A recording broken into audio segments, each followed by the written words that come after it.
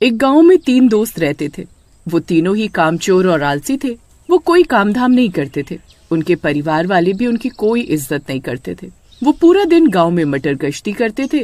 फिर एक दिन वो तीनों गांव में पेड़ के नीचे बैठे रहते हैं। तभी वहां से धनिया सेठ अपनी मोटरसाइकिल से गुजरता है और उसका बटुआ नीचे गिर जाता है। अरे कालू, अरे वो देख, धनिया सेठ अपना बटुआ यहीं गिरा गया। फिर कालू जल्दी से भागकर जाता है और बटुआ उठा लाता है। अरे कालू, जल्दी खोल, देख इसमें कितने पैसे हैं। फिर वो बटुआ खोलते हैं तो उसमें 20,000 रुपए मिलते हैं। अरे बाबा, आज तो हमारी लॉटरी ही लग गई। इतने पैसों में तो हम 2 महीने तक खूब ऐश कर सकते हैं। अरे भाई, मैं तो कहता हूँ मुंबई घूमने चलते हैं। अगर ये पैसा गांव में खर्च करेंगे तो धनिया सेठ को हम पर शक हो सकता है। फिर वो मुंबई जाने की तैयारी करने लगते हैं। अरे माँ, मेरा सामान बांध दो, मैं मुंबई घूमने जा रहा हूँ। कमबख्त, मैं तो तुझे रोज के 10 रुपए खर्ची देती हूँ। तेरे पास मुंबई जाने के लिए पैसे कहाँ से आए? कोई डाका तो डाल कर नहीं आया ना? अरे नहीं माँ, वो मेरा दोस्त कालू मुझे अपने साथ लेकर जा रहा है। कालू तो खुद बेरोजगार है। वो तो तुझसे भी बड़ा निकम्मा है। उसके पास पैसे कहाँ से आए? अरे माँ, वो कालू को शामू अपने पैसों से मुंबई लेकर जा रहा है। निकम्मेपन में तो शामू तुम दोनों का भी गुरु ही है। उसके पास इतने पैसे कहाँ से आए? सच सच बता, तुमने कोई उल्टा सीधा काम तो नहीं किया ना? रामू अपनी माँ को कोई सीधा सीधा जवाब नहीं देता और अपना बैग उठाकर चल देता है।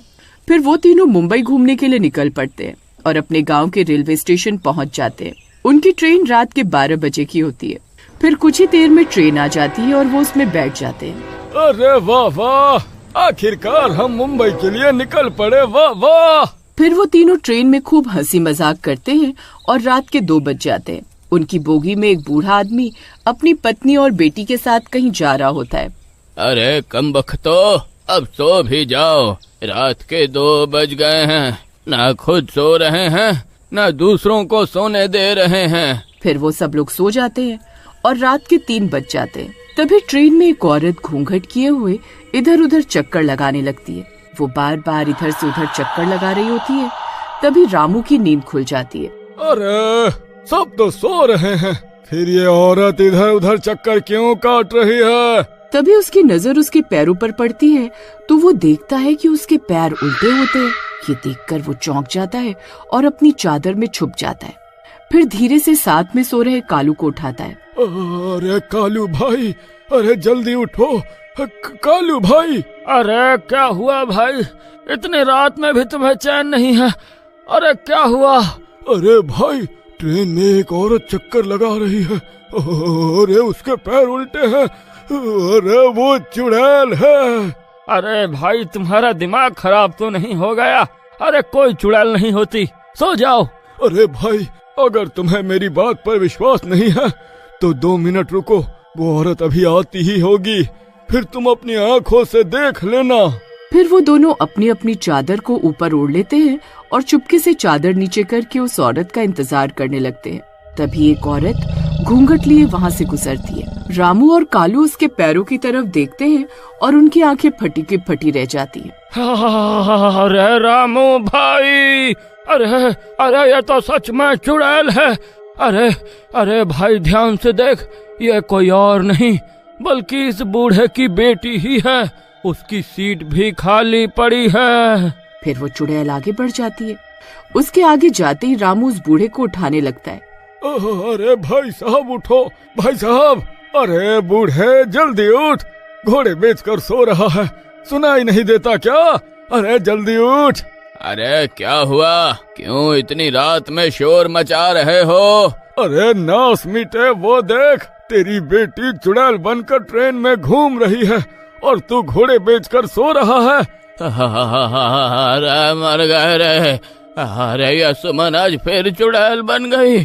अरे लेकिन तांत्रिक ने तो इसके हाथ पर तावीज बांधा था, फिर ये चुड़ैल कैसे बन गई? अरे कौन सा तावीज, कैसा तांत्रिक, कौन चुड़ैल? अरे ये कैसी बातें कर रहा है बूढ़े, तू पागल तो नहीं हो गया जो अपनी चुड़ैल बेटी को खुला ट्रेन में लेकर घूम रहा है? तभी गुर्राने की आवाजें आने लगती हैं। वो झांक कर देखते हैं तो वो चुड़ैल उनकी ओर ही आ रही होती है। फिर वो सब लोग चादर में और वो चुड़ैल गुर्राते हुए आगे बढ़ जाती है। अरे भाई, अरे ज्यादा आवाज मत करो, उसने हमारी आवाज सुन ली तो वो हमें कच्चा खा जाएगी। अरे मर गए रे। अरे बूढ़े, तेरा नाश मिटे। जब तुझे पता था तेरी बेटी चुड़ैल है तो तू इसे ट्रेन में लेकर क्यों आया? अरे भाई, मैंने अपने गांव के हर तांत्रिक से इसका इलाज करवाया, लेकिन कुछ नहीं हुआ, इसलिए इसे मुंबई लेकर जा रहा हूँ। क्या पता वहाँ इसका इलाज हो जाए। तभी एक आदमी अपनी सीट से उठकर टॉयलेट की ओर जाता है। हम तुम एक कमरे में बंद हो और चाबी खो जाए, ला ला ला ला ला ला ला। तभी चुड़ैल की नजर उस आदमी पर पड़ती है और पलक झपकते ही वो उसके पास पहुंच जाती है। तभी वो चुड़ैल उस आदमी की गर्दन पकड़ लेती है। अरे बचाओ, बचाओ, अरे भाई कोई बचाओ मुझे। अरे बूढ़े, अरे जल्दी जा, वो देख तेरी बेटी उस आदमी को मार रही है। अरे मैं कहीं नहीं जाने वाला, मुझे बेवकूफ समझा है क्या? अगर मैं वहाँ गया तो वो मुझे भी मार डालेगी। फिर वो चुड़ैल उस आदमी को ट्रेन से नीचे फेंक देती है। अब ट्रेन में उस चुड़ैल के बारे में सबको पता लग गया था। अरे भाई, ऐसे तो एक एक करके ये सबको मार डालेगी। अरे हम सबको मिलकर इसे पकड़ना होगा। फिर वो तीनों भागते हुए जाते हैं और उसे धक्का देते हैं। धक्का लगते ही चुड़ैल ट्रेन के बाथरूम में गिरती है। तभी रामू दरवाजा बंद कर देता है। खोलो ये दरवाजा, मैं किसी को जिंदा नहीं छोड़ूंगी, खोलो दरवाजा।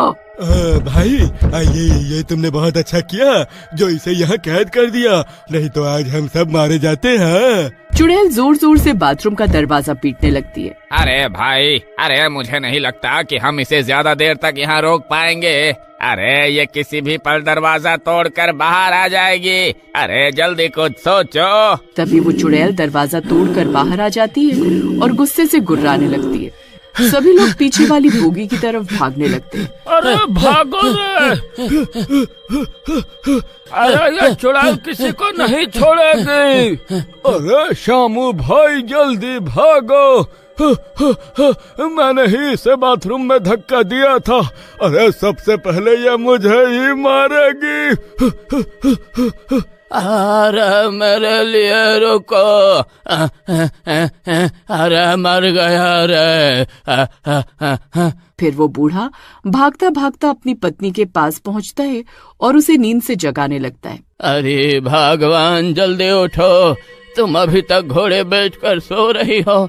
अरे देखो यहाँ सब गड़बड़ हो गई है। अरे वही हुआ जिस बात का डर था, वो देखो तुम्हारी बेटी चुड़ैल बन गई है और सबको मारने पर तुली हुई है। इतना बोलकर वो बूढ़ा और बाकी के सब लोग दूसरी बोगी की ओर भागने लगते हैं और दूसरी बोगी में पहुंचकर अंदर से दरवाजा बंद कर लेते हैं। अरे रुको, अरे इसे बंद मत करो, मेरी पत्नी अभी भी उसी बोगी में है। अरे उसे भी यहाँ आने दो। फिर सब लोग वहाँ से भाग जाते हैं। ये देखकर चुड़ैल को गुस्सा आ जाता है। उस बोगी में सिर्फ उसकी माँ बचती है। चुड़ैल अपनी माँ को देखकर गुर्राने लगती है। मैं किसी को जिंदा नहीं छोड़ूंगी, तुम सबको मार डालूंगी। नहीं बेटा, ऐसा नहीं बोलते। मेरी प्यारी बेटी कभी किसी को कोई नुकसान नहीं पहुंचा सकती। मेरी बेटी, मेरे पास आओ, मेरी अच्छी बेटी, इधर आओ। फिर चुड़ैल के अंदर की बेटी अपनी माँ की आवाज पहचान जाती है और गुर्राना बंद कर देती है। फिर उसकी माँ उसका सर अपनी गोद में रखकर उसे लोरी सुनाने लगती है और चुड़ैल शांत हो जाती है और कुछ ही देर में सो जाती है। सब लोग ये देखकर हैरान रह जाते हैं। फिर कुछ ही देर में दिन हो जाता है और वो चुड़ैल लड़की में बदल जाती है।